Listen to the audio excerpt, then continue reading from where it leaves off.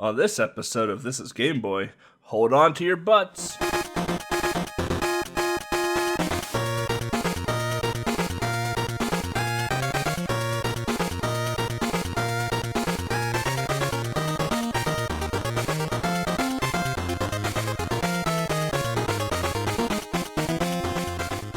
Well, hello everyone. Welcome to episode 26.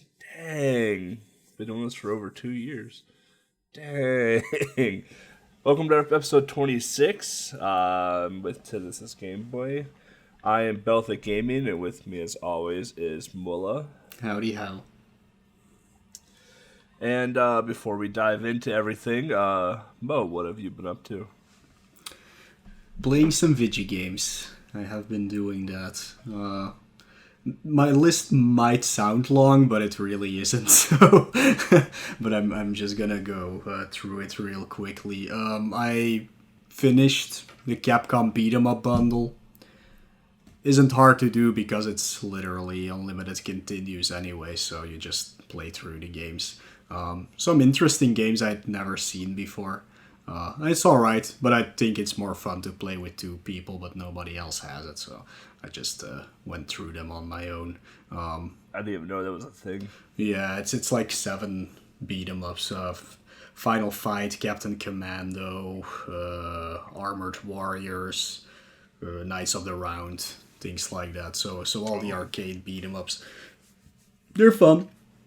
But yeah, I like those games. Maybe with 2 people it's more fun. You can do it online, you can do it local co-op, but yeah, I didn't know anybody who had a bundle on PS4 at least, so I just played through them on my own.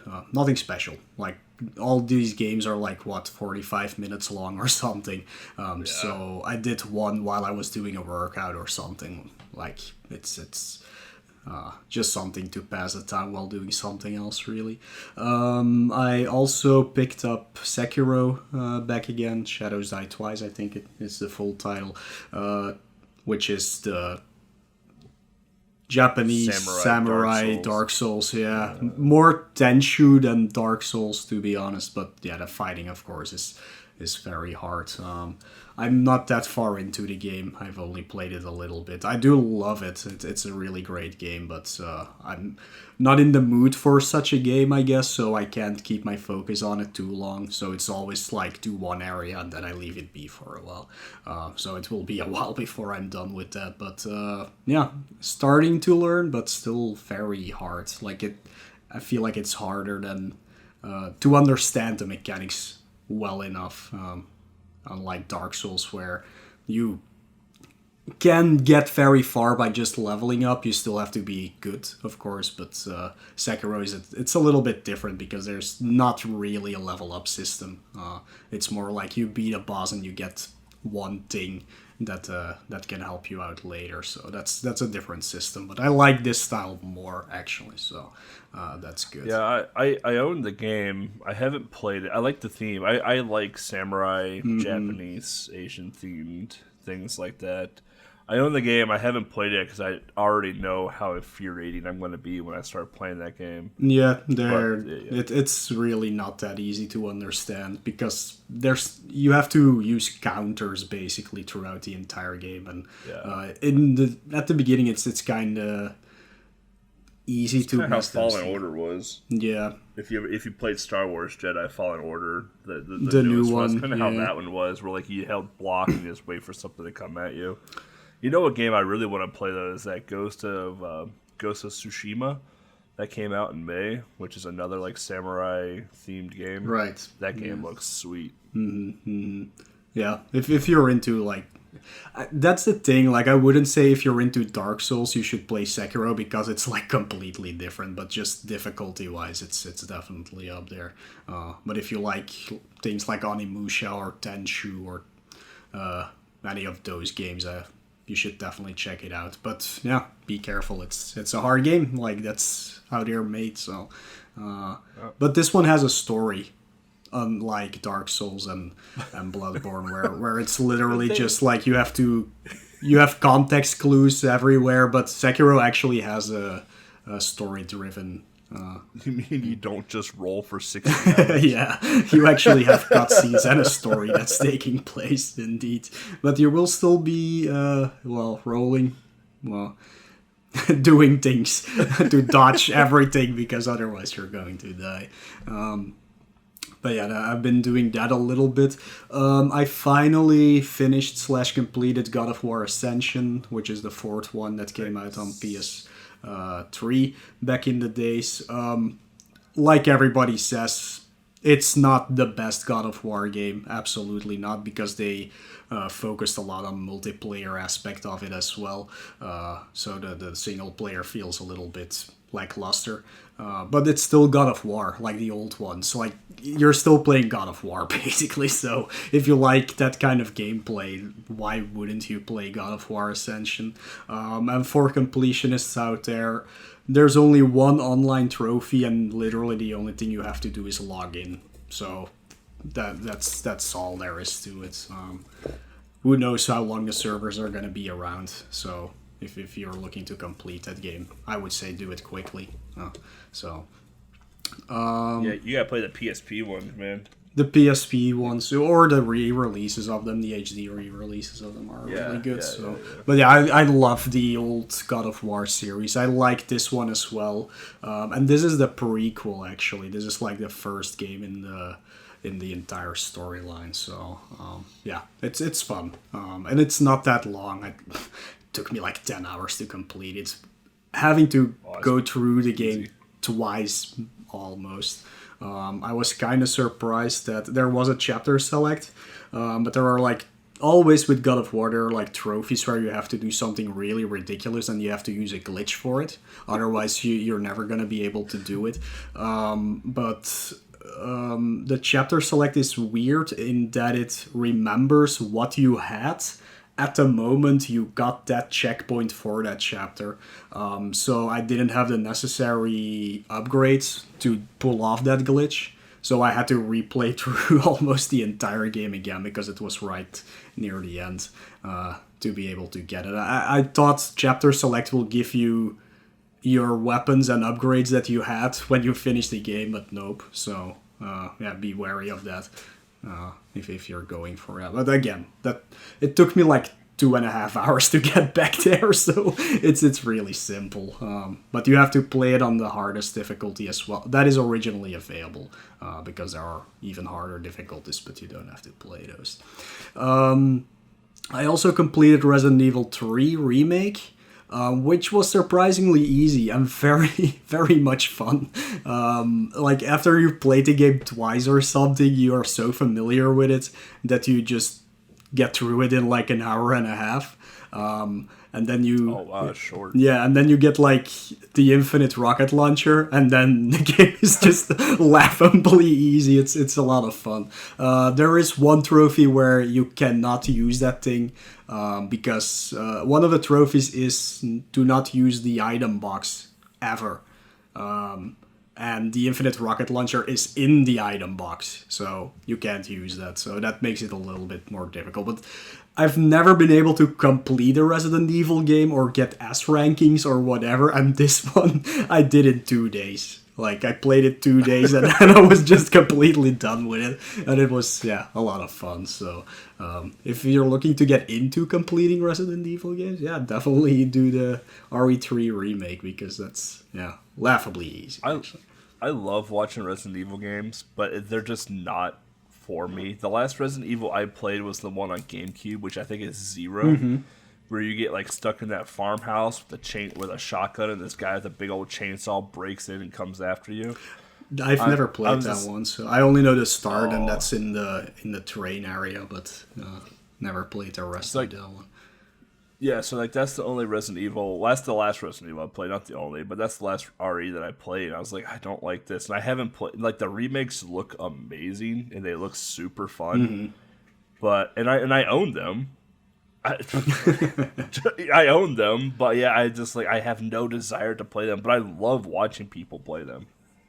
Yeah, it's fun if people are playing them for the first time, at least, or if you watch a high-end speed run of it, it's really crazy what those people can do, because there's like the knife only runs and things like that, and I'm like, how in the world do you the even no damage do runs and stuff, like watching like Carcinogen and Bach and everyone like that. Yeah, that's crazy to see that. But yeah, if anybody is interested in finally actually getting S ranks in Resident Evil games, just pick this one up. It's so much fun to do, actually, and it won't take you long. I also picked up the Mega Man ZX collection. So I've played through ZX because I hadn't done that before. It's a fun game. I was kind of surprised how easy it was, actually. Definitely compared to the Mega Man Z games, or Mega Man Z, whatever you want to say. Yeah. Mega Man Zero, I guess those are called. Besides the fourth one, of course, which is also pretty easy. But yeah, ZX, fun game. Nice exploration, open world game, so that's always fun to do. The bosses are cool. The upgrade systems is pretty well done, actually. I'm looking forward to playing at Advent, I think it's called, the next one.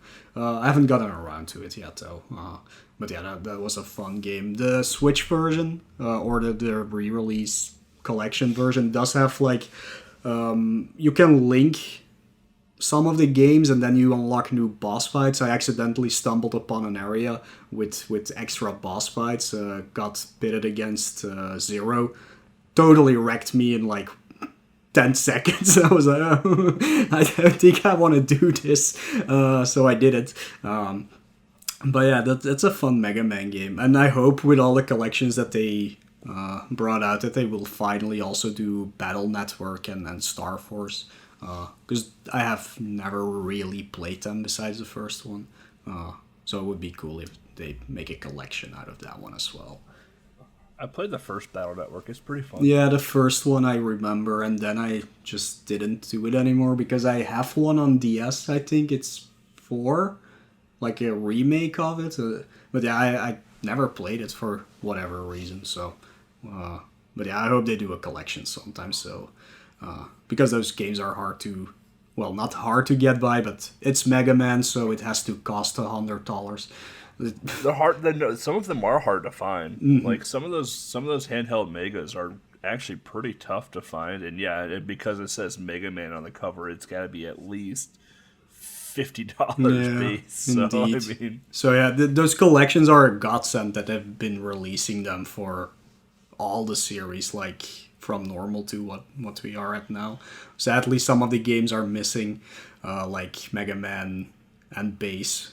Is missing from the original or the racing game. I mean, it would have been nice if they just put them on there as well for people to have. I forgot about the racing. Yeah, like I know it's not the main series, but just put them on there because why not? Especially Mega Man and Base, or Rockman and 40 as it's mostly known, because the re-release on Game Boy Advance was not fun because the screen was zoomed in too much, and it would be nice if they would just release that game again so people can actually enjoy it, because that is one of the most fun original games, but also it's a very hard one. But yeah, not a lot of people play it because it's just not out there to be able to play. Besides that, I finally got my core graphics, the mini, like, thank God they finally released it. It was like 2 months too late or something like that. But I have checked out a few games here and there, nothing that I really played through, except for Neutopia. For people who don't know Neutopia, it's basically Zelda. And this one came out before Link to the Past, so people are making the joke that Link to the Past is actually a ripoff of Neutopia. That's like, in the community, in the TurboGrafx community, that's like a joke. Like, Neutopia is the actual Zelda game. It's a fun game, but I have a real problem with the hitboxes in it. That killed me a lot of the times. But besides that, it's very straightforward how to get through it. It's well done, good music, fun gameplay, and there's a sequel that apparently is better, so which is also on the core graphics, so I'll definitely check that out. But if you like Zelda games, check out Newtopia. It's pretty fun. Don't expect too much, but it's not on the same level as Zelda games, but it's still a pretty well done Zelda style game at least.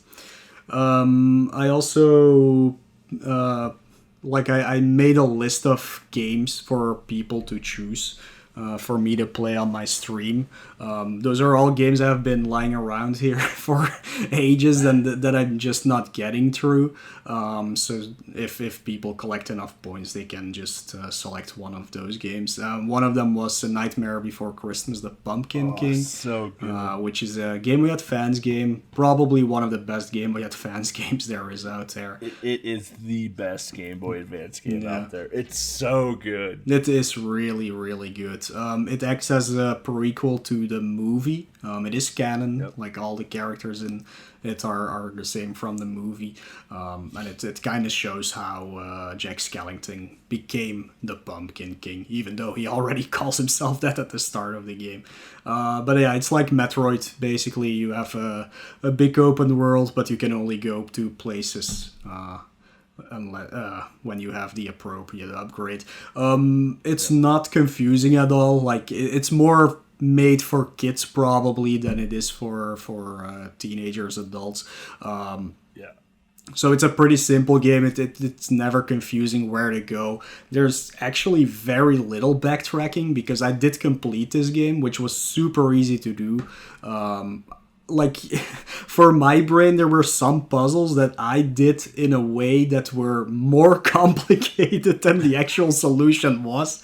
Once I figured it out, I was like, oh, but this is so simple. But yeah, it's just because you're so used to these harder games that you think, oh, I have to do this, and then it's like 1 step or 2 steps instead of 5 steps. It's a good intro into a Metroid type game. Yeah. It really, like, if you've always been intimidated by a Metroid style video game, honestly play Nightmare Before Christmas the Pumpkin King. Like, it is a very good intro into Metroid style games and how to approach a Metroid style game. Yeah. It's so good. It really is. And the graphics are simply amazing. Yes. I mean, I was really baffled by how good this game looks. It really shines through that it's A Nightmare Before Christmas. Like, you feel at home immediately, so that's a really good thing. Even the music and sound is just phenomenal. Yeah. Like, it's as if you are playing in the actual movie. Like what Mo said, it's a prequel to the movie. But, like, they didn't skimp on any of the details at all. Like, it's as if Tim Burton went in and created everything, all the assets for the game. It's phenomenal. Yeah, I've seen this game being played a few times before. Never really played it myself, but yeah, it's really good. There's only one thing I didn't like about the game, and that was the final boss. I think Same. I don't know what they did there, but unless I'm still playing it wrong, there's still a possibility for that. But I felt like that one was too difficult for the wrong reasons, and it took me definitely an hour before I even understood how to kind of do the boss, but I still feel like I didn't get it. I think the final boss took me like 30 minutes. I think I still did it wrong, but I just like powered through it. Yeah. And unless you get all the health upgrades throughout the game, it's kind of hard to actually power through it. It is. So yeah, maybe doing it wrong, but yeah, I feel like that one did not fit well for the rest of the game, but yeah, whatever. It's not too cumbersome. It's not like you're gonna be stuck there for days or anything. But no. And then besides that, I think I mentioned this on my light. I'm at game 400 for Portable Pleasure, which is always a Pokemon game every 100 games. So I started playing Gen 4 Platinum. I'm playing like the third version, well, second version actually, but the third game of Gen 4. And I'm absolutely enjoying it so far. And for some reason, I don't know why, maybe because I'm not familiar with the Pokemon from that gen at all or something like that, but this one feels more difficult than any of the other Pokemon games I have played, and I actually do enjoy that because I really have to think about what am I gonna use, which moves can I use. Like for now, I played a little bit before this podcast. I'm at the 5th gym, which is a water gym. I have a Roselia, grass type. You would think, easy win, right? But then they throw a Gyarados as the first thing at you, which is the worst Pokemon you can still, after all this time, you can come across. Roselia can't really do anything against it. It just does too much damage. And after that, they throw in the evolution of Buizel. I don't know the name. And I was like, Buizel, water Pokemon, no problem, right? And then they just ice punched me or something. And I was, this is not gonna work. So I think they did a really good job at maybe not balancing, but like giving you a challenge for once. So I really appreciate that. And the overworld is fun, like the map is fun, unlike Gen 3, which I still can't, I don't know. I don't like Gen 3. Gen 3 was not fun for me to play through, and this one has been great so far, so. My Pokemon went from Gen 2, Gold and Silver, to Sun and Moon. Ooh, that's a big how big gap, of a gap I had when I came back to Pokemon. So when I came back, there was 1,400 different types. I'm like, I don't know what's weak, what's strong, so I literally had it. I had a page up on my computer telling me there was a graph super effective, half effective, and it was just a cross graph of what to use against a certain type of Pokemon. I'm like, this is way too much. Yeah, it's hard. I think they started doing dual types back in Gen 2, but not that big. Yeah, they did. But now it's I can do this, Jim. Nope. They always have a Pokemon that you're just, you're gonna be weak against it in some configuration, and it's what do I do now? Do I just grind levels? Which is probably also not gonna help. And the first problem I had with this game, problem as in I got stuck, was the 3rd gym, which is Ghost type. Ghost is only weak to either Ghost or Dark. And the only thing you can catch even before that is a Ghastly, but Ghastly is not strong enough to get through that, so I got stuck there. And it really makes you think, how am I gonna do this? Because I would love to have just a Pokemon with Bite or something. That's more than enough as a Dark move, but I couldn't find anything. But it's probably when people are just yep, time to use those X specials and those X speeds. Never in my life have I used one of those. I've never used them either. And you should not. But but I'm having a lot of fun with Platinum, so I'm gonna try and get through the 5th gym soon. But that's oh no, I forgot one game. Which I talked about in the past that I was playing it. The One Piece Pirate Warriors game. I remember I said back then that I am not gonna complete this game. It's dumb. It's just grinding. I don't care. Lo and behold, I completed the game and it took me 70 hours. Oh, I'm such an idiot. It's unbelievable. What a game. What a game. Man. Yeah, I Pirate anime game. Yeah. Dynasty Warriors with the One Piece characters. Fun game, but the problem with the completion thing is just the online thing, which worked out in the end for me, because I did find people by literally leaving my PS3 on and waiting to see if somebody would pop into the lobby. But I was doing other stuff meanwhile, of course. But then there was still 25 hours of playing the same stage over and over and over again and hoping to get lucky. Oh, it's a PS3 game? It's PS3, yeah. Oh, I thought it was a PS4 game. No, Pirate Warriors 1 came out in 2012. Surprisingly, the online servers are still open. Wow. So, it was, it was not that great, and not that many people are playing it anymore, but surprisingly more than you think. But mostly trophy hunters, so you have to be really lucky if you come across it. Yeah. So, yeah. But yeah, I completed it. I'm very happy. It was boring at some parts, but I'm really glad I did because I had a lot of fun with it, even though it's pretty much a brainless game. So yeah. But yeah, that's pretty much everything I've been up to. What have you been doing? Not nearly as much. Work, basically. Like, I still work. No, I put in way more hours than I should at this point. But game related, a lot of World of Warcraft. I think I'm at 7 120s now, which is max level. I'm working on number 8 because I just have nothing else better to do with my life right now. I started playing The Last of Us 2 this past week. I'll reserve my thoughts for now on that game. We'll see. I hope it gets better. I'm not too enthused about the game right now, but I hope it gets better.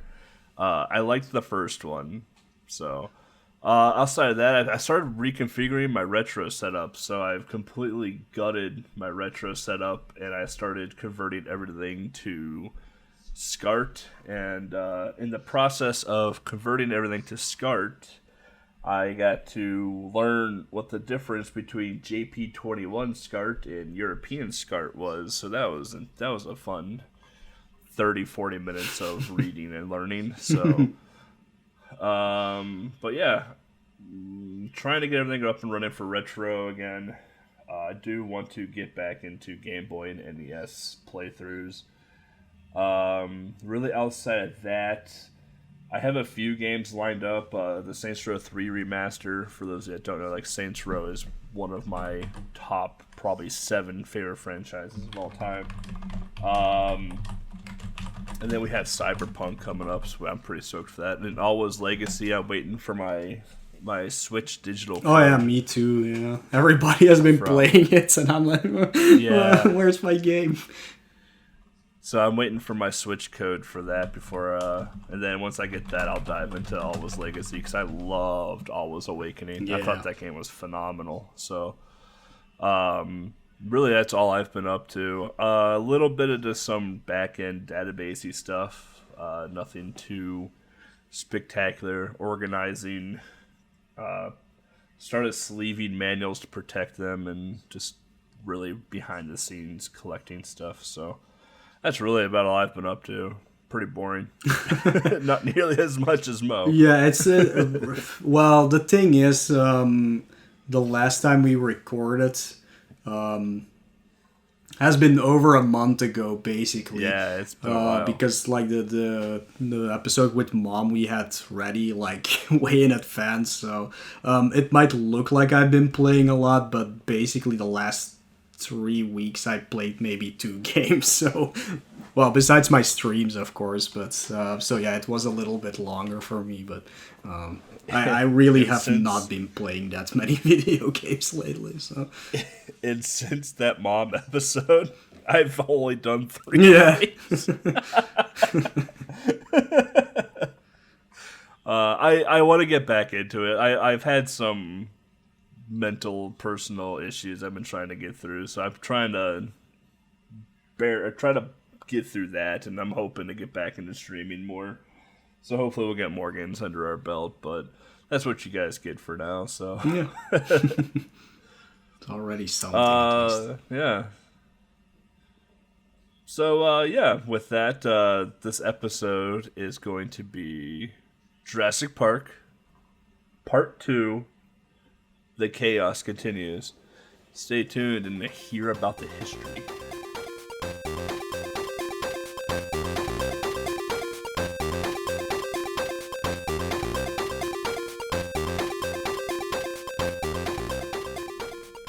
Alright, welcome back everybody. So Jurassic Park 2 Chaos continues. This came out on a couple different platforms.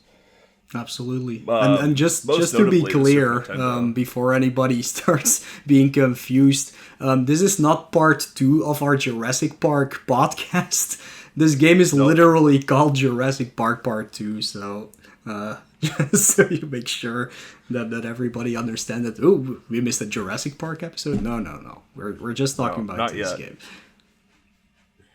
Yeah, but yeah, it's kind of a weird naming for a title, but it came out from multiple platforms. Most notably, most people probably recognize the Super Nintendo one of this one, but Super Nintendo has too much color, so we don't care about that.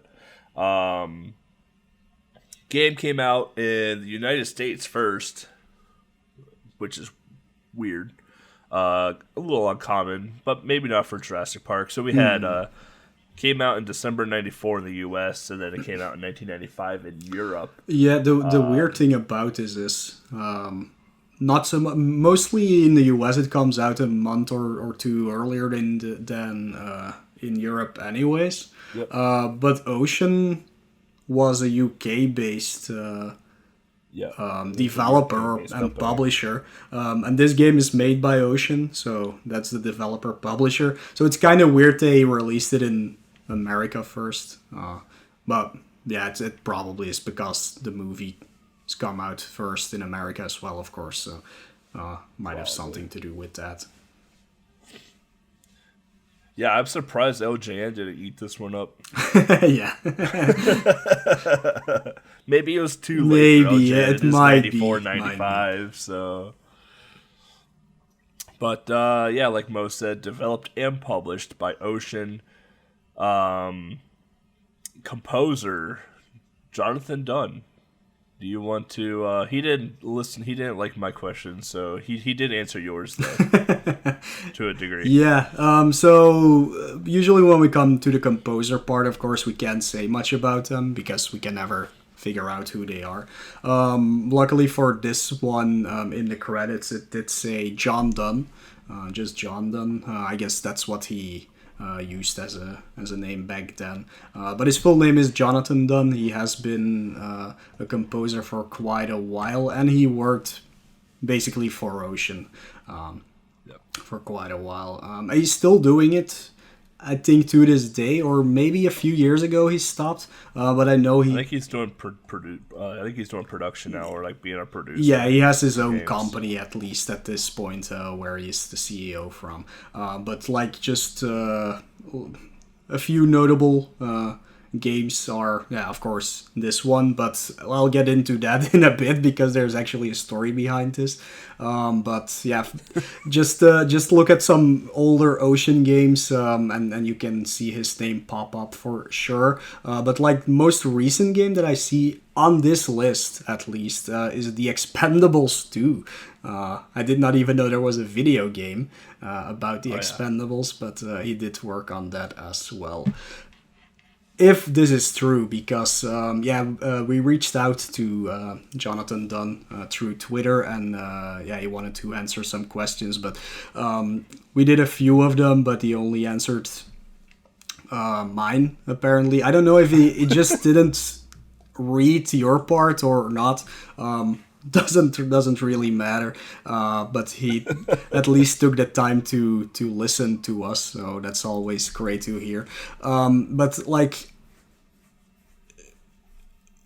you actually asked him, just in general, that we would like to ask a few questions about his composing for a Game Boy game, and I was like specifically talking about this game, of course, because I had a specific question about it. But when I asked about the game, he said, like, I actually had no idea I got credit for this game, because I never really composed for Jurassic Park Part 2. He actually composed for the first game, which is also on Game Boy and a lot of other systems. But he did check it out himself, and it looked to him that they just used a lot of his songs from Jurassic Park 1 just put them in 2 again, but remix them a little bit here and there. But in the end, like, he didn't know he was credited in the game at all. And I looked it up because I wanted to make sure. But yeah, he is definitely credited for it. So it's kind of weird how it goes. Because he said, like, at the time they were making part 2, he actually left the audio department at Ocean and moved into production.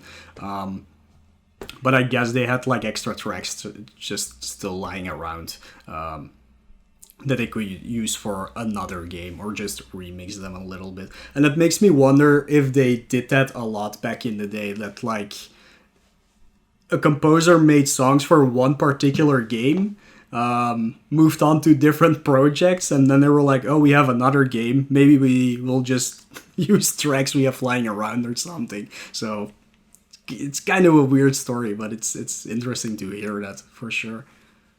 Yeah, that was one of the questions I asked him. I was like, do you just have like random sound bits and songs just in your bag, and that whenever the right game comes along, you just pull them out of your bag and throw them in? But I didn't get any of my questions answered, which is fine. I asked a lot, so it was. I asked like 2 pages worth of questions. Yeah, so. But yeah, it probably is like that. That's like you compose for one game, and then you have all these songs, and basically the company you make them for own them, so they can do whatever they want with it. Like they don't even have to credit you if they don't want to. But well, he's done a lot with Ocean too. So like I did a little bit of history of him just to like. Whenever I interview somebody, I want to try and gather as much information about that person as possible, so I don't completely come off sounding like a complete idiot. And so Jonathan Dunn, so like the way the audio stuff worked for these is that they had like audio controllers that they could inject into the into like the cartridges or the games and whatnot. And Jonathan Dunn has been doing composition since the Commodore 64. And the Amiga. So when the NES came out, Jonathan Dunn actually created his own basically audio driver, so to speak, for Ocean, and they would use it literally until he left the audio department. So it was used from late Commodore 64 all the way up into basically the Super Nintendo. Yeah, that's a long run time for. He's done a lot. Yeah. I asked like from all the systems you actually had to compose for, which one would be your favorite, and he did reply with like, my favorite console would have to be Super Nintendo, because for that project or for those projects he had a CPU all to himself for the first time. So before that, it was all collaboration work then, I guess, like something you had to share with everybody. It's weird that it took so long. Well, probably is like that for everybody, like from Super Nintendo onwards, where they got their own thing. It was a size issue. I mean, if you think about the Super Nintendo, Super Nintendo eventually got its own sound chip, its own unique sound chip, because when Nintendo and Sony were going to partner and create their own thing, you know, we had these special pieces of hardware very early on, and that's how we got like our own sound chip for the Super Nintendo. So, you know, like audio. I bet composers were just all sorts of giggity when they're just like, "Oh, we get our own sound chip." Yes. Yeah, finally. You know. Yeah, it's still. We don't have to share with these programmers anymore. This is ours. Get out of here. Yeah, I'm sure that's exactly how it went. I also asked if he had any problems actually working with the Game Boy hardware, if there were any limitations tied to that or something. But he says, like, I did enjoy working with Game Boy because it has some very fun features like programmable waveforms and a noise channel, which is... the Game Boy chip isn't that bad, I guess, for for songs. If you listen to some of the soundtracks, what they could make with that, like it's pretty incredible what they can do. And I must commend the Jurassic Park soundtrack. I guess I'll just call it the Jurassic Park soundtrack because it's used for both games. Well, there's 3 games, but the latter one doesn't count. So yeah, it's actually incredibly fun music when you listen to it. It really fits, I think, and it's not just a copy carbon of like the Jurassic Park theme or anything. It's really its own thing. So I actually really enjoy this soundtrack, and there's one in particular that I really love. So yeah, with going with that. So like we have a mutual friend, Sikinar, who has a Game Boy MIDI synth. I don't know what they're called. I'm not an audio person. Yeah, me neither. But he makes music and chiptunes and stuff with like the actual like Game Boy MIDI mixer type thing, and it sounds phenomenal. Like I've heard some of it, and it sounds just absolutely phenomenal. And some of the stuff that he can crank out of there is, I would have never guessed that a hardware chipset would have been able to do that. Yeah. People always disregard the Game Boy for being inferior quality hardware, but which always is like that because it's Nintendo. They always use inferior hardware, but yeah, it doesn't mean that inferior is not a word. It's like dated hardware. Let's go with that. Yeah, I would say it was just old hardware. They always try to cut costs, but you can still do pretty amazing things with that, and a lot of the Game Boy soundtracks really show that off for sure. Yeah. Yep. But wow, we spent a lot on composing. We don't ever do that. Sometimes when we actually can talk about it, it's always great if somebody takes their time to try to talk to us at least. So yeah. So I always appreciate it when someone from the industry back then actually, even if it's just they answer a couple of questions, I'm always super appreciative of it. So. Absolutely. So thank you, Jonathan Dunn, for helping us out a little bit with that. And if you want to answer the other questions some other time when you maybe have some more free time, feel free to do so. Like you have our Twitter. We are definitely available for that. Oh yeah. Yeah. So let's just dive into the plot. So.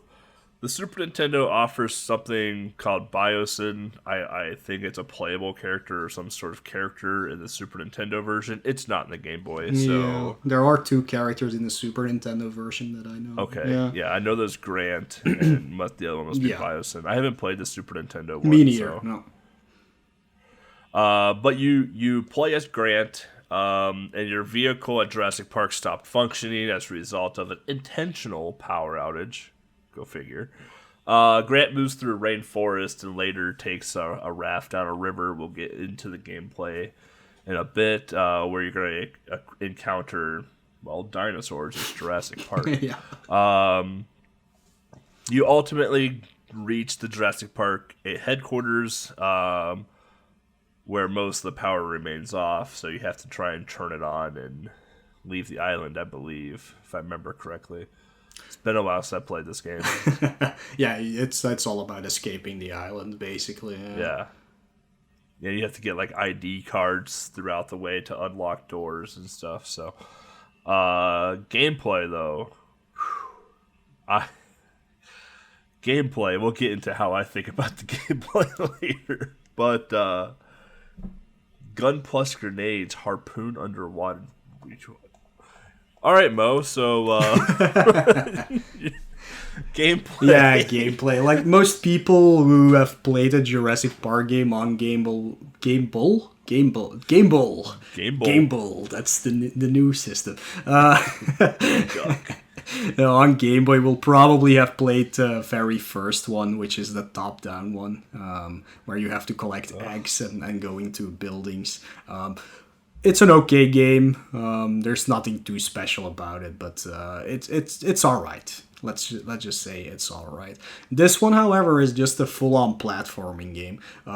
So that it's already really cool. The way this game controls is just phenomenal, to be honest. Like, the jumping works really well, the shooting works really well. And shooting is basically the main thing you will be doing throughout the game.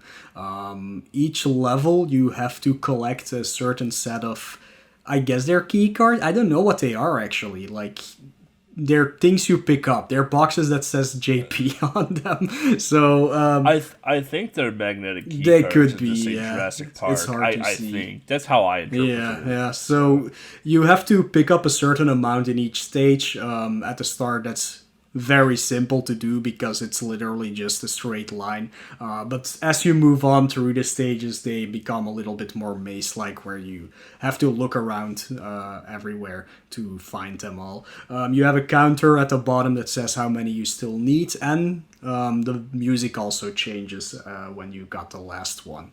But after that, you just have to go to the exit and you're free to go. But yeah, you have a gun. Basically a machine gun, which you can use, and you can just keep the button pressed down and it will keep shooting, so you don't have to be pressing the B button the entire game. But you can also switch to grenades to, like, maybe throw things off of a ledge or something for dinosaurs that are below you to hit them, or you can use it for some of the boss fights later in the game. When you go underwater, there's only one stage, I think, where you go under. No, there's one stage that is basically underwater, and there's also a few pools or lakes throughout the first stages where you can go through. But then your gun switches to a harpoon gun, basically, automatically, which works the same way but shoots slower, of course. There's a few pickups you can get throughout the stages. Of course, like we said, the JP things, the JP boxes, the key cards, which you have to find. There are health packs spread throughout the stage that refill your health by 1 heart.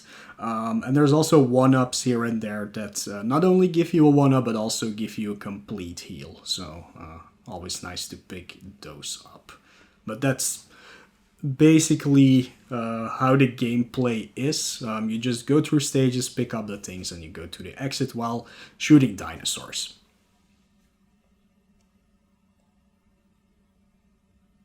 There you go.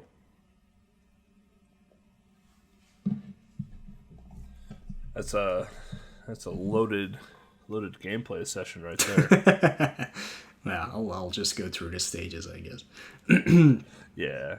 Like, World 1 is pretty easy, right? World 1 is your welcome to the video game. This is how you play. Yeah, absolutely. That's how I feel it went. Like, it gives you some birds and some dinosaurs to shoot at and dodge or however you want to play the game. It just, like I said, it's your introduction to this is what to expect. And some exploration once you hit to 1, 2. Yeah, a little bit. It's still basically a straight line to the finish, but they added some of those pools where you have to dive down to find things. But it's literally still go from the left to the right of the stage. That's all there is to it. And after Zone 1, 1, and 1, 2, you actually get into your first boss fight, which is in the Triceratops zone. So yeah, for people who don't know what a Triceratops is, it's that low to the ground dinosaur with the 3 horns. Like, that's all you need to know. With the shield that, like, covers its top of the neck. Yeah. Oh, that's that one. It's an okay fight. He moves across the screen sometimes, but they're like pits where you can duck under him, so he just moves over you. If you can just shoot him, if you don't have to duck, you can just use your gun. If you have to duck, however, just start throwing grenades under his belly, I guess, and it will also hurt him. So it's a pretty simple boss fight, to be honest. Yeah, it's real easy. I didn't start having issues with this game, honestly, until Zone 3. But Zone 2, it ramps up a little bit, mostly because of the pitfalls. Mm-hmm. Like, if you're not because, like, when you do Stage 1, there's a couple pits here and there, but it's, you hold right, you go left a couple times, and you're done. So if you're not expecting pitfalls, you may be like, oh, blind jump all into a pit dead. or because this time around you're going across trees, so you can go into like tree canopies. You're in the pterodactyl zone essentially. But zone 2-1 and 2-2, because there's only essentially three, quote unquote, three zones. You have 2 playable zones, and then you have a boss fight. Yeah, that's usually how it is. For the most part, I think there's one or two exceptions to that, but the zone 2-1 and zone 2-2 is just basically you're in tree canopies and you're exploring to find these JP cards to progress into the stage.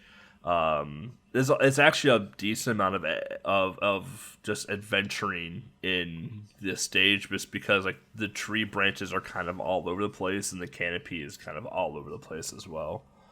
Yeah, but it's never too confusing, at least. Like, all these stages are pretty short. So it never gets too confusing, and you don't have to pick up too many things either to find the exit. Or it's not even hard to find the exit. It's always... Everything is always in your way, basically, even though you sometimes have to, like, move a little bit more to the right than you usually will do, but it's never, like, anywhere hidden that you're struggling for an hour just to find one of the things. It's not like a Metroid style game where it's like you have 3 different paths, and if you choose the wrong path, you basically backtrack the entire stage. Yeah.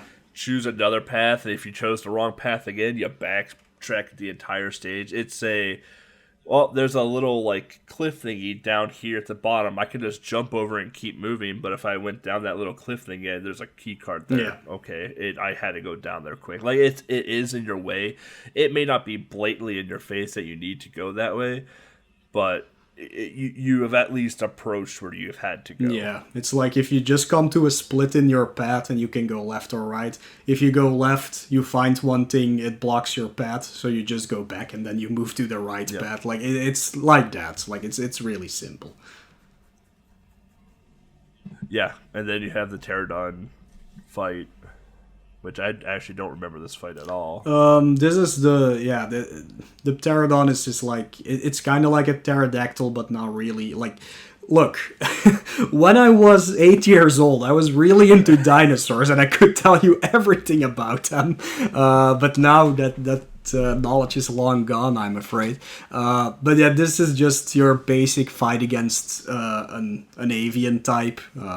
Just think of Castlevania, where you fight a bat, or any other game where you fight a bird or something. This is basically the same. Joe and Mac. Yeah, so this guy sweeps in from left to right or from right to left. You have to dodge him.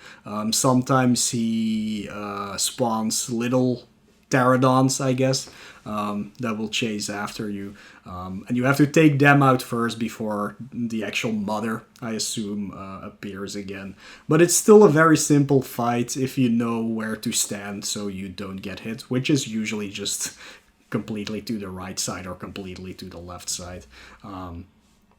Grenades are a little harder to use, but that doesn't matter because you can actually also aim your gun diagonally or straight upwards, so it's always easy to hit the boss, at least. Like, this is still a very, very easy fight to do. Yeah. The next part. Yeah, though, this is where the not so fun parts of the game come into play. So the next part is your first T-Rex chase. So throughout the game, just like in the Super Nintendo as well, I do know this, you get chased by a T-Rex, and it's an auto-scroller, and it's a if I choose the wrong path, I'm going to die auto-scroller as well. So you start off on the left side of the screen. Obviously, you're running right. You still have to collect the JP cards as you progress.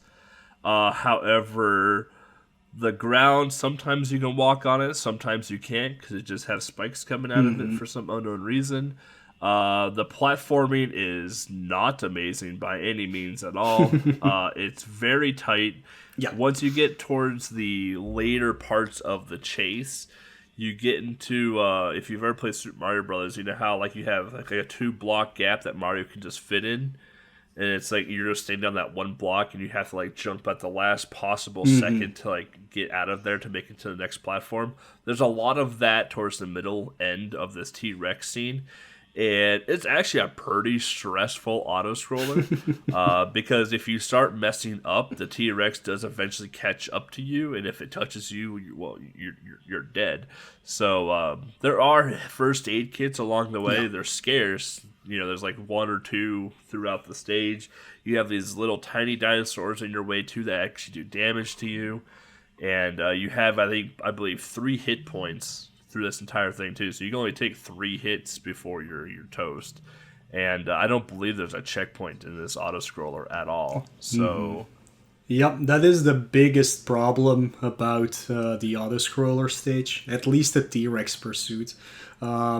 They are, compared to all the other stages, incredibly long. And they are not they are not long. They're like maybe 3 minutes tops, which is not long, but as you can get stuck in some of these, and I think it's a little bit more lenient in this one, but there will be another one later on, which is incredibly frustrating. You have to start from the beginning every time, and that is actually what makes this not so fun, unless you really know what you're doing. But it's really easy to miss your jumps in these parts for some reason. While through the rest of the game, it's never really a problem, but here you have limited health, you have limited time to react. Sometimes you have to choose between, do I do top, middle, or bottom, and you choose wrong and then you're stuck. So yeah, it is definitely stressful. So they did a pretty good job of making a T-Rex pursuit stressful, but maybe not in the wrong reasons. So yeah, this is definitely a lesser thing about this game, the auto scroller. Yeah, I mean, you can shoot the T-Rex to back the T-Rex off, but the auto-scrolling portion is actually pretty quick. Like, it's not like a slow, like, Super Mario Brothers 3 auto-scroll animation or movement. It's actually a pretty fast auto-scroller. So even shooting the T-Rex, like, it might buy you a second or two, or maybe like maybe like pushing them back to like squeeze through that tiny hole to get back from grabbing a first aid. But your biggest enemy isn't even the T-Rex. It's just how fast the screen scrolls, and it's just it's an unfair mechanic of with the choose your path. Oh, you chose the wrong path, you're dead. I hate those types of mechanics. So eventually, you just memorize the stage. And that's how you get through it. Yeah. That's pretty much what these stages are. Again, they're not too long, but it just feels long. Because you will probably die a few times, and having to do them over and over again is not much fun. Speaking of dying and having to do things over, though, this game does not have unlimited lives. You start just with a few. You can pick up a lot throughout the game, but it also only has 2 continues. So getting to know these auto-scrolling levels will be very important if you do want to beat this game. Not that this is a hard game at all. Like, it's actually a really easy game, but these are the things that might get you stuck. But I would say do not give up, because it is worth playing through everything, though. Yep. And then once you finish the T-Rex chase, there's no epic fight or anything. The T-Rex just walks away, and you cock your shotgun and move on to the next stage. Which, sadly, is also an auto-scroller stage. Which, now you're going to go into 3-1, which is another auto-scroller. However, this time the auto-scroll doesn't seem to be all that fast. Like, it's still kind of quick, but it's not nearly as stressful as the T-Rex auto-scroller. You're on a raft this time in a river. And the raft follows you wherever you go, so you don't have to worry about jumping off of the raft. The only thing you ever have to worry about is the the dinosaur that pops out of the river once in a while trying to chomp you, which you can easily just jump over. There's some platforming where you have to jump over the gaps, like you jump off of a raft onto a piece of land or a bridge, and you have to do some platforming. But for the most part, it's very trivial. Outside of that, pretty easy stage. It feels long because it's an auto-scroller. Most auto-scrollers just feel long. But it's a very easy stage. It's just after you've completed one auto-scroller, now you're put into another one. Literally another one. Yeah. Which makes the game a little bit slow indeed. I do think this one is a lot longer than the T-Rex Pursuit. But the thing about this one is that you do not have to collect any of the JP cards in this one or anything. It's really just dodging and shooting. And there are plenty of points where you can get extra health or extra 1-ups even. I'm not even sure if you die in this stage, there might actually be checkpoints. Because again, there's no counter or anything, so they could have put checkpoints in. But I played it 2 weeks ago, and this is a stage I didn't die on, so I don't remember exactly. But it would surprise me if you had to start from the beginning again every time, at least. Yeah, I know I didn't die in this stage. This is probably the easiest stage of the game. But yeah, so then once you've finished your rafting sequence here, you cock your shot. At the end of every level, after the end of every boss fight, you cock your shotgun. I don't know why, but you do. Now we go into 3-2, and this is the bane of my existence. I hate this stage so much. There is a clip out there on Twitch of me playing this stage and how infuriated I get playing this stage. So this is the underground caves, which is loaded with water. And you have to collect a ton of JP cards in this stage. I mean a ton. There are a lot 60 or something of cards to collect. It's just ridiculous in how much you have to collect. And with it being underwater, no one likes swimming underwater in video games to begin with, unless it's Donkey Kong because the music is awesome. No one wants to be in any underwater stage. Well, in the underwater stage here, you have to go against these dinosaurs that look like they came from Alien 3. Which I know they are dinosaurs. I can't remember the name of them. Like Mo, I used to be really big into dinosaurs, and that knowledge has since left. But, not only do you have to go across land platforms to collect these things, you have to go underwater. And the underwater sequence, the screen is taller than what you actually see. So you can go up, you'll see a card, but if you keep staying up, you'll miss the cards on the floor of the water section. Here's the infuriating part. If you die in this game, once you've landed on a piece of solid ground, then the game's like, oh, okay, you're dead, next life. In this stage, if you die and hit the top of the water, you have to watch your dead body sink to the bottom of the water until it hits the ground before you can continue. I forgot about that. There is a part where the water is literally from top of the stage to the bottom of the stage, and that's where I died. And I literally watched my dead body sink for a solid minute and a half before I could continue playing the stage again.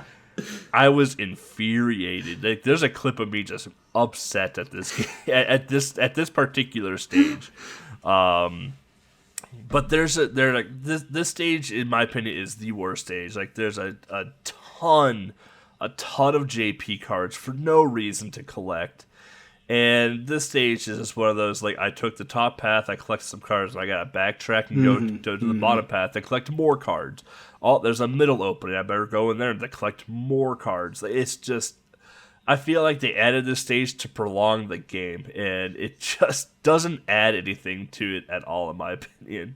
Yeah, I can definitely see that. I don't have that many problems or issues with this stage. Thing is, there are a lot of cards to collect, but they also group them by 16 Which is already I don't know. You could have easily just put one there. It would have been the same effect, really. But you do have to, like, quote unquote backtrack a lot because there's one to the left there, but there's also one to the right at the bottom there. So you do have to see where you're going and collect what you need to collect when you come across it, because I think the last time I played it, I came across the end and I was missing one, and I was, there we go. Yeah, that's how I was too. I was like missing like two. I think. This is the first, maybe the only stage where it's a little bit harder to find them all. It's still not inexplicably hard, but it just costs a lot of time because in the other stages, once you've collected your things, you kind of know you're done with that area, which is alright, because you're never going back there. But in this one, if you do miss something and you have no idea where it is and you do some backtracking, the enemies respawn. Which is not that great. They're easy to kill, no problem, but it just, again, takes some time, and if you're not paying attention, you might get hit, and then you have to restart the stage all over again. So, just your typical underwater stage that you really do not want to play. Well, there it is. Even the boss in this world is obnoxious. So, like, now you fight the cephalosaur? Is that... Yeah. Yeah. The cephalosaur, which is like a squid with a giant pointy cone on its head, and it's the world's most boring fight ever. So think of, like, if you've played Donkey Kong Country 3, and you're going against the underwater boss, right? The little, like, the clam thingy, like the urchin. You can't move at all. It's like you basically kind of just hang out in the center. And this squid thing is going to come from either corner of the screen. And it doesn't come very quickly, but you kind of have to be prepared for it. Because, like, the cone on this thing's head is, like, 200 feet long, apparently. Yeah. And so when it comes down, like, you just have to shoot it. And, like, you usually, like, if you're prepared for it, you'll get 2 or 3 hits in on it. And then after it just disappears off the screen, you get these little baby snail-looking things that you shoot. They take one shot, they go away, and then it comes back again from a corner. It rinse and repeat. And since you can only get 2 or 3 shots on it, this fight takes 100 years to even complete. Luckily, like, the game does give you boss hitbox, like a boss HP bar. Like, thank God for that. Like, any game that gives me an HP bar for a boss, kudos to all of you, because you're lifesavers. But at the same time, it's like you do 2 or 3 hits and you don't see the health bar going there. It's like, oh, yeah, wait for the next one to come through. And it's like, jeez, like, eventually you beat it. But it gets so boring towards, like, the end of the actual fight, because it's just such a rinse and repeat that, like, I lose focus and I start getting hit by really dumb things. Because the fight is so long, because you can't get that many hits in on it. Yeah, I can definitely see that compared to, like, the first 2 bosses, because they all have very easy patterns. Like there's nothing hard to figure out about them. It's not like you're playing one of those new age Mega Man type games where the characters have 700 movesets in just 1 second and you have no idea what's going on anymore. This literally is like, oh, they go from the left to the right or from the right to the left, and that's literally their entire pattern. Yeah. But yeah, this one is a slow fight. Especially at the start, this thing moves very slow. The more you give damage to it, the faster it starts moving. Which would be nice, but then you can get less hits in as well, of course. So, I mean, It's the same deal. It could have been just the same speed the entire time. So yeah, this one definitely does take a while, because the other 2 bosses before this, I'll just look at the speed run now, kinda, but there is, like, a way to destroy these things in, like, 10 seconds, give or take. And yeah, for this, it's literally wait. Just wait. That's never a fun thing to do in a boss fight. No one ever wants to wait in a boss fight. Yeah. But that's all right. Like you had a little waiting you could do, which prepares you for the next T-Rex pursuit. The worst pursuit. The worst, in the game. Absolutely. The absolute worst pursuit. Yeah. In the game. So I'm used to this game because I have played it a lot of times in the past. But I did play it again for the podcast, and the entire game was going well until I got to T-Rex Pursuit 2, and that took me 25 minutes? Oh, it was horrible. It was just horrible. So yeah. Well, it's bad because how we mentioned earlier, like you get these one block jumps that you jump off the absolute last second. Well, you're introduced to those literally immediately into the level. Very first jump you have to do. And then from there, nothing screams, stressful auto-scroller with, a T-Rex chasing you that not only, you want to hold right to get away from the T-Rex, but this stage now tells you, nope, you have to move left sometimes too to get you closer to the edge and closer to the T-Rex and closer to death. And on top of that, some of those JP cards that you got to collect, you have to do that for them. You have to run left some of the times too to get those JP cards. And some of those JP cards are crazy out of the way and should just not even been where they were. Like, this auto-scroller is the absolute pits when it comes to auto-scrolling. It is the hardest. It is the most unfair. And this is literally where I was stuck for a good half hour when I played this game. Yeah. Because you have to memorize the stage. There's no, first time through, got it. No, this is you memorize it because otherwise you're going to die a bunch of times. Yeah. Absolutely. This is not a fun level to play at all. I do remember from when some people were speedrunning this, because it's, again, so long, quote unquote, you just lose focus and then you make a mistake here. And it's pretty far in the game, of course, as well. So it's not a fun thing to do. If even the speedrunners are like, oh wait, what do I have to do here again? That just shows how silly this stage is. So not a fun one at all. But hey, you will eventually get through it, hopefully. Eventually, yeah. But we didn't mention this, but every time in between zones, you get a little cutscene that kind of tells you what's about to happen. But now we get into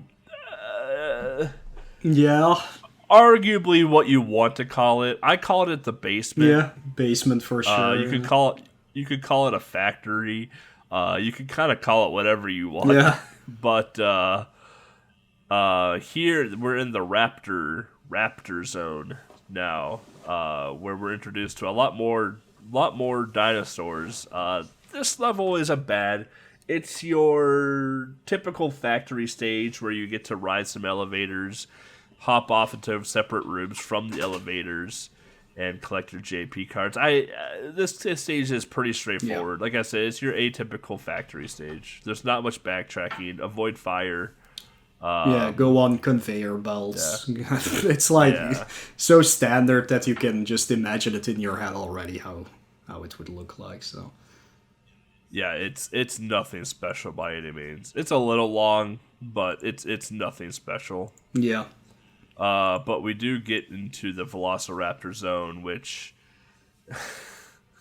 what a joke. So the fight here, you fight against a Velociraptor who looks like it's wearing high heels. Yeah. And which is way too big for a Velociraptor. Oh, it's huge. This thing is gigantic. It's a very awkwardly shaped Velociraptor. Let's just say that. But the fight is super easy. It's left to right, and it walks to the ground. Every once in a while, it'll jump from off the screen onto one of the two standing platforms that you stand on. You literally just lob grenades at this thing until it's dead. It's probably the easiest boss fight in the game. Yeah, I think it also has one of those tubes that it comes from one side, it peeks in and then just runs from the other side. Then it runs away. It's actually a pretty silly fight. Like, I mean, they wanted to show off, of course, that the velociraptors are like super fast beings. Dinosaurs that can surround you very quickly, but it kind of looks silly in this setup. So, and especially when they're jumping, or when it's jumping, I'm assuming it's only one. It's just everything about it is just super awkward. Like the sprite, the way it walks, the way it jumps, the way it does anything, it's just super awkward. So yeah, we go because you have to have a velociraptor in a Jurassic Park game. You have to have one. So of course they had to fill it in there. So now you go into basically 4-2. And it's basically the basement factory again. Ride some elevators, conveyor belts, shoot some dinosaurs. Your run-of-the-mill factory stage again. Nothing special. You have to collect. You don't have to actually collect all that many cards in this stage either. I think you only have to collect like 10 cards in this stage. Not even, I think, yeah.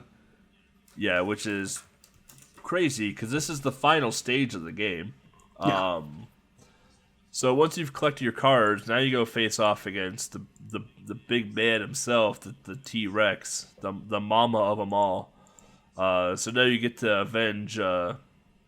You get revenge for the thing chasing you. Yeah. And again, this is a very easy boss fight. At least I found a very easy way to do this boss fight. You can kind of just like at the bottom of the screen, there's like these little like circle notch things. If you literally stand in between the third and fourth notch and duck and equip your grenades, you could just duck underneath the T-Rex's attack and just lob grenades at it and just kill it. And then when it runs backwards, just equip your gun, shoot the next dinosaurs that come in, and rinse and repeat. You won't get hit by the T-Rex at all. It's a very simple fight. It's a very simple pattern. But once you defeat the T-Rex, you can escape the island and fly off into the sunset with your helicopter. Yeah. Always a good way to end the game. Flying away in a helicopter. Yeah. Contra did it. What else did it? A lot of games did it. Most, yeah. It's always like a helicopter.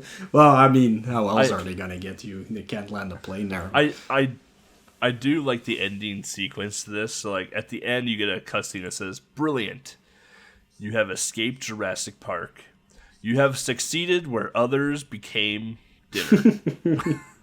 But some dinosaurs survive, and only time will tell who rules the earth. Bum, bum, bum, bum. Nice sequel baiting there. Music, John Dunn. Yeah. Yeah. Immediately, first thing that pops. It's like the second credit, yeah. But that's Jurassic Park Part 2. Chaos continues. We can touch base on the cover art here real quick before break. Pretty basic, pretty plain.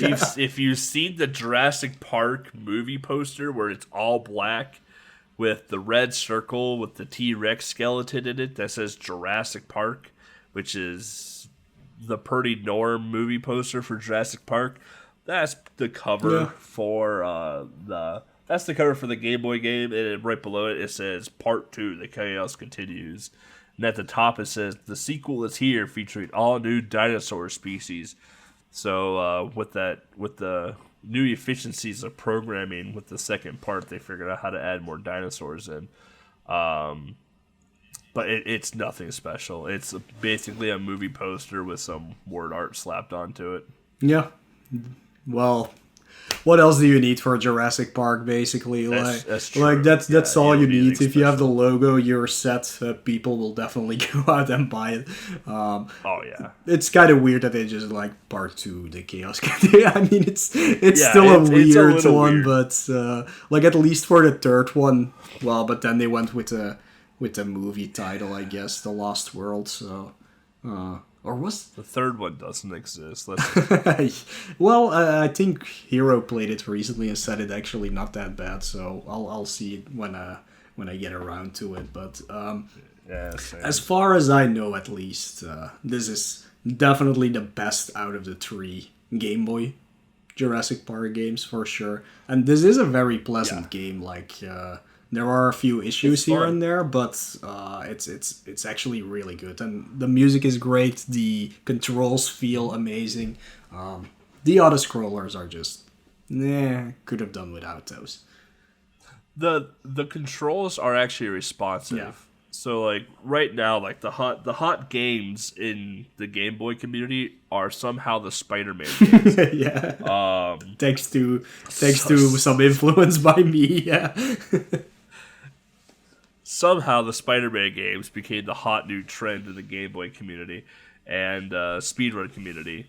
And the controls for the Spider-Man games aren't great, especially I'm more familiar with the first Spider-Man because that's the game I routed in speedrun. And the controls suck. They're not good. But this game, though, like the controls are super responsive. The gameplay is actually pretty fun. The game design, the level design, with the exception of 3-2, is fantastic. The auto scrollers, they are infuriating. They are frustrating. But that's how games were back in the 90s and the late 80s. Like they were supposed to be frustrating. Like how many times have you spent playing like Castlevania and died to whatever boss 14 times just to realize if you just had holy water you could have killed it in 2 seconds? Like that's how games were. They were supposed to be frustrating. So I'll give you more thoughts after the break. But for the most part, the game is really good. It's worth a playthrough. If you've played the first one, the second one is nothing like the first one. There's no top-down views. It's side-scrolling, platformer, a little bit of shoot-'em-up action throughout the entire game. It's actually quite good. Yeah, absolutely.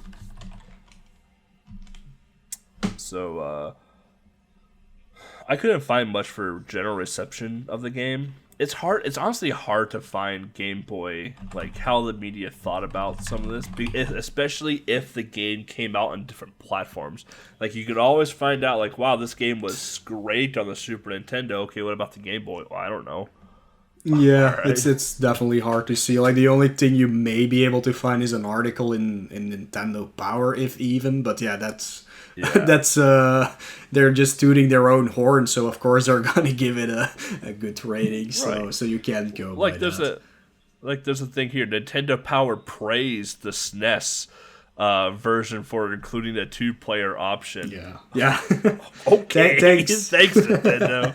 Yeah, you can't really go by that. So. Yeah, here you go. Nintendo Power praised the Game Boy version for its good play control and good music. There we go. And wrote that in some ways it was better than the SNES counterpart. Ooh. Whoa!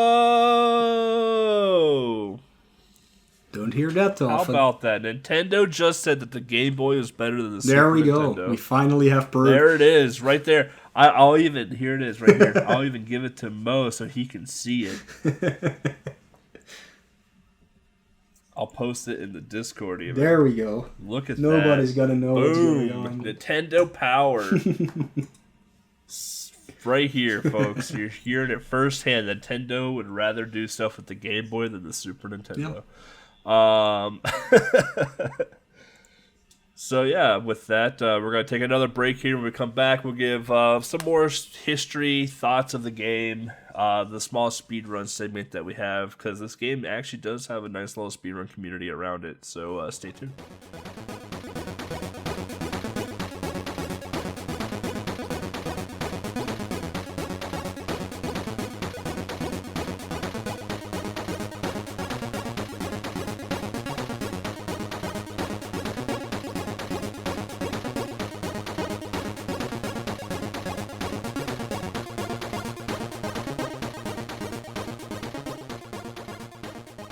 Welcome back, everybody. So, thoughts and history with the game.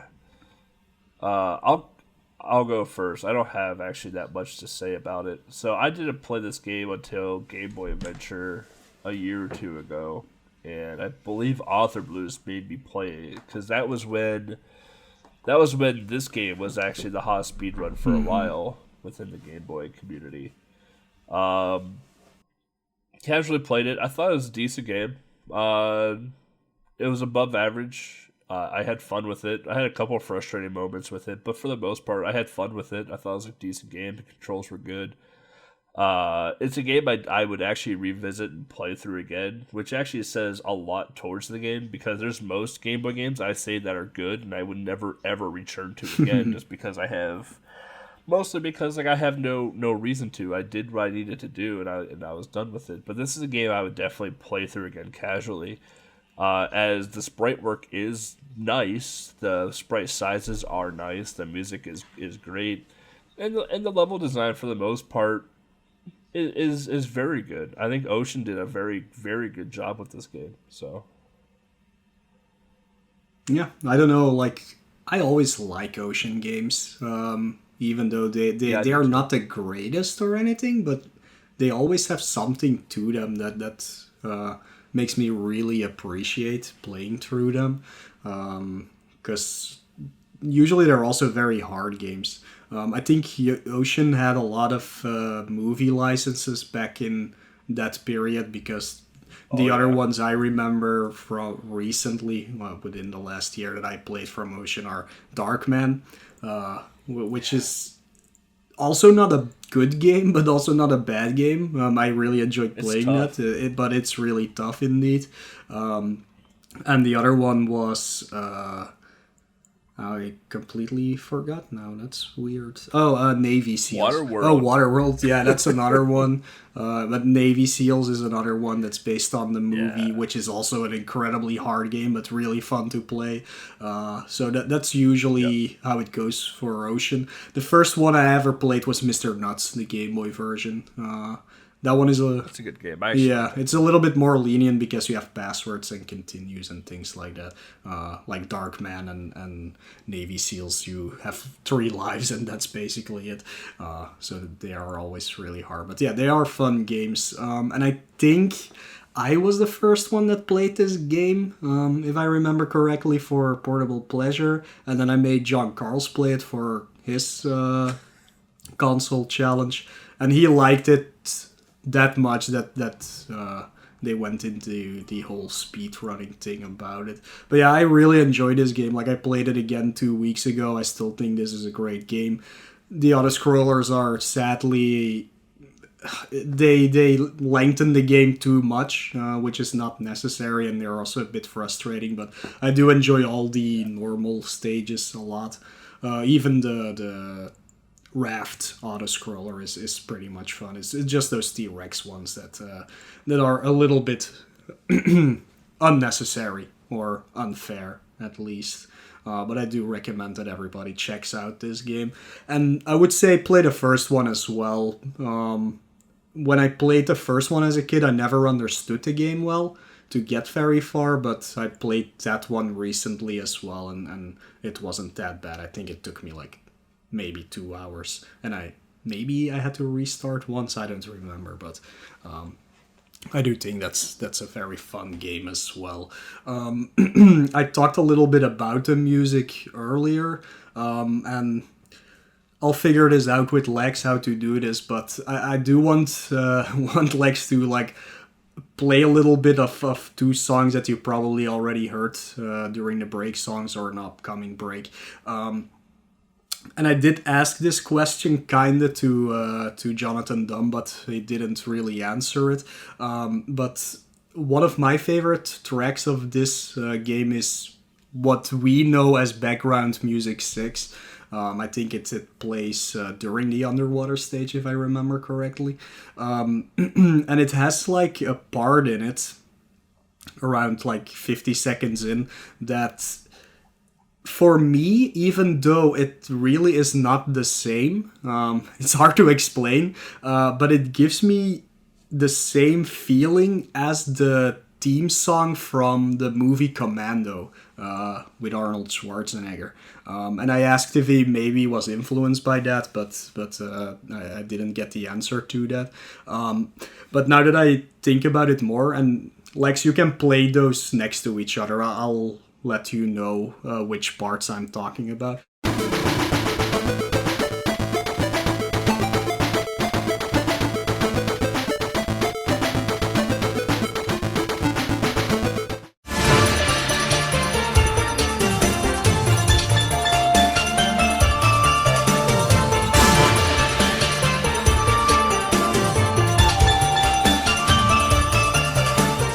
Now I was listening to the soundtrack as well for the break music, and the first background music, it has a part at the beginning that also kinda, but not really, resembles the Beverly Hills Cop team in my head. So play those after each other as well.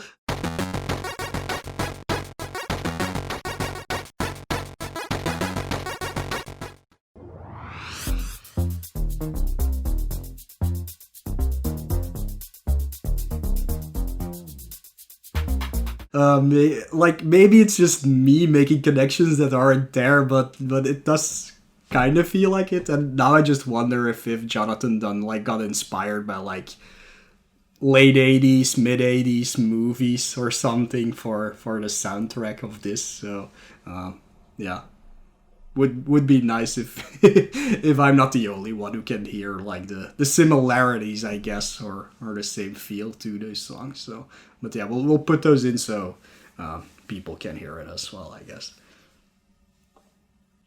Yeah, I don't even know what my first Ocean game was. It was probably Batman for the Commodore 64. The Batman Capers Crusade or Crusade Capers. Probably the Caped Crusader then or something. Yeah, that's but I don't know the game. No. It's a game. It's a Commodore 64 game. I mean, not that much to it. Can't expect much out of it. But yeah, so the small speedrun section. World record holder is from Szechuan Steb. With a time of 24 minutes, 28 seconds. That was about a year ago. So almost like a 25 or 30-minute speed run, which is honestly, for a Game Boy game, kind of lengthy. A platformer, nonetheless. And most of that time comes from the auto-scrollers. Yeah. So, but yeah, it has a decent amount of people that are, I wouldn't say active, but, there's 7 people on leaderboard, so this game definitely had a little bit of hype around it. The most active being Szechuan from a year ago, so a little bit in activity. So if you're looking for a good Game Boy game to speedrun that actually has a little bit of heft to it, check out Jurassic Park Part 2: The Chaos Continues. It might tickle your fancy. Yeah. So to speak. Yeah, and there is not much to it besides knowing the basic route that you have to take through the stages. Some damage boosts here and there because you know where you can get a health refill. And then it's all about knowing the boss strats, which are super easy to do. And then, well, you're gonna have to remember the T-Rex pursuits, sadly. So those are the biggest problem, probably. But for the most part of this game, if you want to speedrun it, it's very standard. It doesn't use any weird glitches that you have to practice or anything. It's very straightforward. Which are the best kind of speedruns, in my opinion. I don't like learning weird one frame tile pixel perfect sub-pixel glitch through a wall. That's just dumb. Or RNG related things, or this game is not. It has no RNG or anything. Everything is always the same. The only RNG I think there might be is the squid. Which corner the squid comes from? I think that's really about it. Actually, I think it's always the same pattern. Is it? I think so. Well, there you go. Static squid, easy game. Do we want to do another break, or do we just want to? I guess we can continue. Yeah, that was pretty short. Yeah. Pretty short section. So I like my note down here. Community events related to Game Boy. I put half because there's so many marathons happening right now. So many. So with COVID happening, and all the protests and everything happening out there in the world with awareness. Games Done Quick, Calithon, Power Up with Pride. God, there's so many more that I feel bad missing them, but there's just so many I can't even name right now. Everyone's doing a marathon, it seems like once a month, for either for various different charities to raise awareness for certain issues across the world. Those that were in-person events have now become online events, such as SGDQ. There's just so much happening right now in terms of online events. I honestly can't keep track of them at all. So, if you are wanting to know when these things are happening, honestly, go on Twitter, go follow Midwest Speed Fest, Games Done Quick, Calithon, Power Up with Pride, RPG Limit Break. Like, go follow those big ones, because what they're going to do is that they're going to tell you when their events are coming up, and then there's going to be a lot of individuals from those events that either work those events or have had a lot of sway with those events, whether they've been a runner for years or a previous staff or whatever. Some of them put on their own marathons as well too, and they'll get liked and retweeted. So like those five accounts I just told you to go check out on Twitter, like that's where you're gonna get a lot of your news for marathons coming up. I try and keep people posted at Discord too as other marathons pop up, but right now, like with how the world is, like at least there's 1 or 2 marathons a month happening, so it's really hard to keep track of everything. Yeah, and it's also hard to say if there will be Game Boy games showing up there. If there are, it's usually the usual suspects, but there might be 1 or 2 here and there, so it's always nice to see. Yeah, you'll get your Pokemon, your Zelda, your maybe Mario. Yeah, and probably now there will be Dragon Slayer. Well, no, I don't mean. Oh God, Dragon Slayer. Hilarious to see, but that's about it. But now that there's been a big thing around Super Mario Land 2, of course, with Darbian taking the world record first and spreading the word that game exists, I guess, even though everybody has played that game. Oh Dear took their world record back, so there's a lot of things going on around that, so I'm absolutely sure Super Mario Land 2 will be showing up in a lot of marathons from here on out. Super Mario Land 2 has gotten a lot of focus from NES Mario runners. Darbian, everyone who knows who Darbian is, picked up SML2, ran it, took record and found efficiencies. Oh Dear, who is the prodigy child of Super Mario Land 2, in my opinion, saw them get better, took the record back. Green Death Flavor, GDF, I saw him pick up the game, playing it a bit as well too. Dad Infinium, is that his new handle? Yes. Dad, okay, has started picking up SML2 and playing it again as well. Super Mario Land 2, the 6 golden coins plus Wario's Castle, has definitely seen a lot of hype around it lately, and I would not be surprised if that game get into more marathons now because of it. So yeah, it's fun to watch the speedrun. Like have been following Oh Dear since yesteryear, so I've always seen it. I've been following Oh Dear for years. So it's been fun to watch those streams.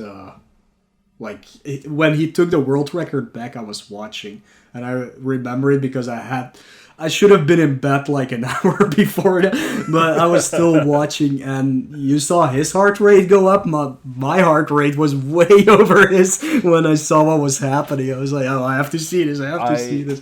So good. I didn't see Oh Dear take it back. I watched Darbian take it the first time, and I was like, oh. Like everyone was just like, what? Just, what? Out of nowhere, And it's been fun watching Darby and O'Deer, and now others go into the fray and really just destroy that game. Like, it's fun watching that game just get destroyed, because we all know my history with that game. So. That game destroyed you, but that game destroyed a Super Nintendo controller. Yeah. But yeah, it's good that the Game Boy game is getting some attention for once. Like, again, it's one of the popular games, of course. Like, it's Mario, of course. It's a Mario. But it might pave the way for other people to seek out some other Game Boy games, seeing that, that's actually a really fun thing to speedrun. And there are so many out there that are actually really fun to speedrun, so... maybe Super Mario Land 1 will get some love again. Yeah, that one is a really technical run. That's a crazy technical run. Well, that's because the controls are so slippery. It's very different physics-wise. Yeah. And Listener questions. There we go. English is really hard today, apparently. No questions, but we got some pretty nice memes in Discord. I was pretty happy with the T-Rex eating French fries GIF. That was my all-time favorite. Like we post a channel in our Discord. For those of you that aren't in our Discord, we post a channel in our Discord for the next episode and what it's going to be for listeners to ask questions. And when there starts to become memes into the channel, I kind of just start ignoring the channel until it's time to record. So I went to the channel today to go see if there were any questions, and I saw this GIF of the T-Rex. I believe is that the scene where he eats the guy off the toilet? Yeah, I think so. Yeah, so there's a GIF of a T-Rex, and instead of a guy in the toilet, it's this big carton of McDonald's French fries. And the T-Rex comes and bites into it and takes a bunch of French fries and walks away. I don't know why it's so funny, but it makes me chuckle every time I see it. So kudos to that GIF right there. Yeah. Getting questions in is hard, but getting memes in, that will... Yeah, memes are easy. But so no questions, just memes. So with that said, we're gonna cut it here. So if you guys have any thoughts, suggestions, feedback, we're always open to feedback. Always want to hear how we can better the podcast. Maybe better our questions, better, just an all around better, make it better for you, the listeners. Our DMs are always open on Twitter and Discord. You can come check us out on our stream, which we'll tell you how to get to later. We would love to hear back from you one way or another. We have a Patreon, so if you feel like supporting the podcast, you can be a patron. What the Patreon gives you is that it gives you a special role in the This Is Game Boy Discord, where you can see behind the scenes channels and also podcast outtakes as well too, along with podcast episode notes. And maybe, is there anything else I'm missing with that? Yeah, well, we do want to do like listener selected episodes one time, but we don't have enough patrons for that. We have 5 actually at this moment, so thank you everybody who actually became a patron. And I think the latest person is not in our Discord, but if you're listening to this episode, then if you have Discord, connect to it and you can see some of the special things on Discord then. So, but yeah, we do want to do like a listener episode one day, but we need enough people to actually get a vote going on, of course, because otherwise it's kind of ridiculous to do that. And I think we will be doing some more exclusive stuff, not maybe only for Patreon, but we have been thinking about a few things to do extra besides just the normal podcast. Maybe also to sprucing up our YouTube channel so that there's other things there besides all the videos that we've recently uploaded from all our previous episodes. So just some extra things, like maybe just some really small things, but it's always nice to have a little bonus if you do, well, try to support us in any way possible. So. Yep. And if you're not into the subscription-based things, like, honestly, like, if you subscribe and you're like, oh, I forgot I subscribed, and it keeps coming out, like, I've been there, done that with Hulu and Netflix so many times. We also have PayPal. If you want to do a one-time dono type deal. Again, super appreciative. Please let us know, since there's no tie between PayPal and Discord, at least that I know of. Please let one of us know. We would love to reward you in some way for supporting us.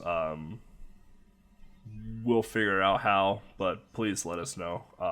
We would love to reward you. Outside of that, I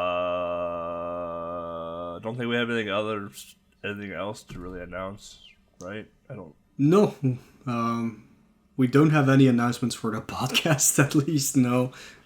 Yeah, not for the podcast anyway.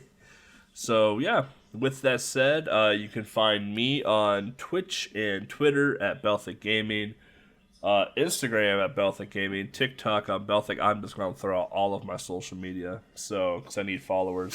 And YouTube, just go subscribe to my YouTube. I don't have a channel name yet. I need 100 subscribers. Go subscribe so I can have a channel name, so I can say that on the podcast as well.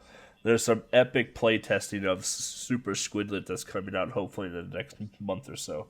So go watch that and subscribe. You can find our fantastic, wonderful, beautiful producer Legs at SprintingLegs on Twitch, Legs on Discord, Legs on YouTube, and you can check out her project website, SprintingLegs.com. Mo, where can they find you? I am available on Twitter, Twitch, and YouTube, all /Moelle, Moelle. Wait, yeah, UH, yeah, there we go. Yeah, no, there's no UH. Nah, there is a UH, because I don't know who you're gonna end up with, but not B at least. But yeah, that's all I have really, and of course on Discord. You can find me without the UH probably. So that's all I have. Well, easy enough. So we need to figure out what our next episode is. Yeah. Yeah, and of course you can. Is it my choice? You can find all the information and all the links and all the whatever you want. Just a click away if you go to our actual website, which is gbrunners.com/TIGB. Again, reminder, I think I did the same with Light that I recorded. I have to add a link to YouTube to the website, actually, where you can find our episodes now with a video, with or without gameplay, depending on what kind of episode it was. Yeah, shout outs to Mo and Legs doing all of that YouTube video work, because I know that was time consuming. Yeah, so. A lot of waiting. but yes, I'm glad it's done. So the next time you hear back from us, we'll be talking about hairy hammers in buildings that are possessed by ghosts, with Hammer and Harry Ghost Building Complex. Hassan. Until next time, bye. Later.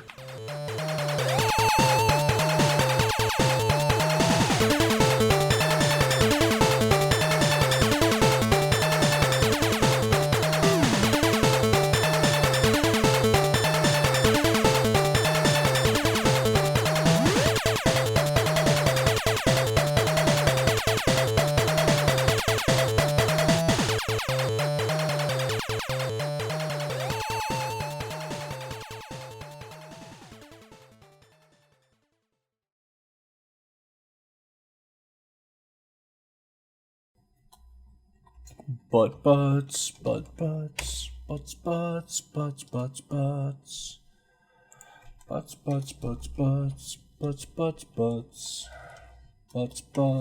Butts.